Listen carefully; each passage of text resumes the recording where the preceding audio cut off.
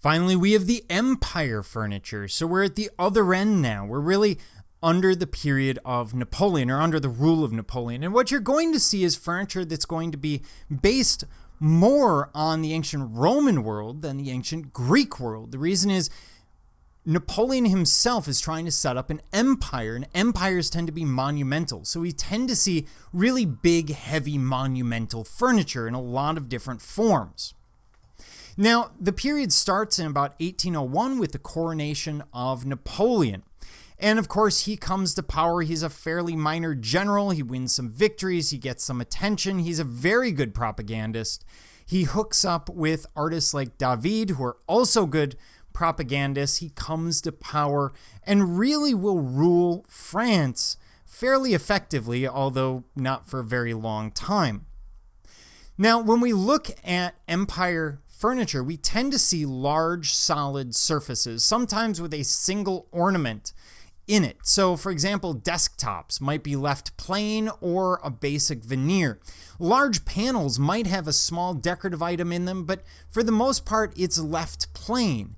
And on monumental furniture, that becomes more obvious. These massive areas that would normally in the Baroque and Rococo be decorated are simply left.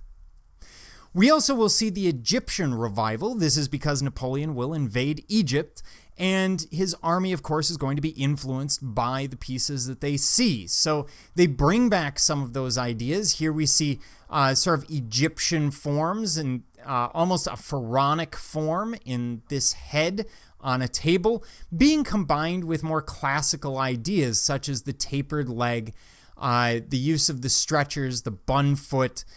Here we have almost a column above them, or at least indicated in the metalwork.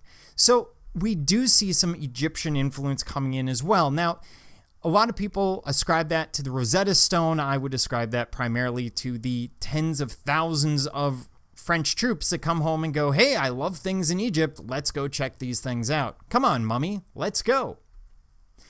In terms of seating, of course, there are going to be some changes. We're going to see the use of saber legs. Now, saber legs are basically taking the back curved legs of the Klismos chair and moving them to the front. Now, the front of the Klismos chair is not going to typically bend out the same way. And when it's done here, it's known as a saber leg because it's mimicking the use of that saber sword that would be so common for the cavalry to hold in Napoleon's army. Stools are going to look very much like their ancient predecessors. So here we see the use of animal feet, which we saw from the Greeks, the Romans, the Egyptians, animal heads. In this case, it appears to be a swan head, giving us a sense of grace, although Wyatt has a lion's foot. That's a terrifying swan. And we also see forms commonly where they're going to be an X brace right across, something that we're used to from folding stools and other forms in the classical world. This one just happens to not have that X brace in front of it. We will see the use of backward scroll on chairs. Here it's bending back and away. And this is sort of giving it a sense of grace as it bends away like that, instead of a very harsh, sharp, straight edge across the top.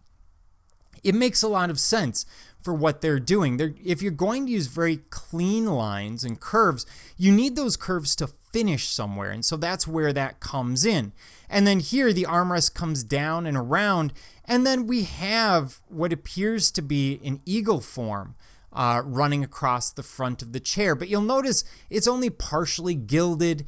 The decoration is there, but it's only in one spot. It's not covered in massive amounts of decor. Here we see the husk design that we talked about in motifs, and we see the use of acanthus, just like we see in the classical world. In terms of beds, we see a couple of different forms. We will see what is basically your classic daybed or fainting couch. And here we see uneven ends. So the head and foot are at different angles, and usually there's going to be a back on it of some form. This was meant to be up against a wall. And again, it takes the form of a daybed. You could imagine this becoming a couch quite quickly. Now, the use of scrollwork in the uneven form is taking some element of Rococo influence, that bum form, and making clean lines out of it, resulting in something that is much more empire form. We will also see this bed, the lit Couronne. And this bed had a round or oval canopy from which textiles draped to the ends of the bed. This is not really intended at this point to keep you warm. I mean, in theory it could, but this is primarily decorative. Now, an innovative empire-style bed was the boat bed, which we see here, which had rolled ends of equal height that might narrow as they rose.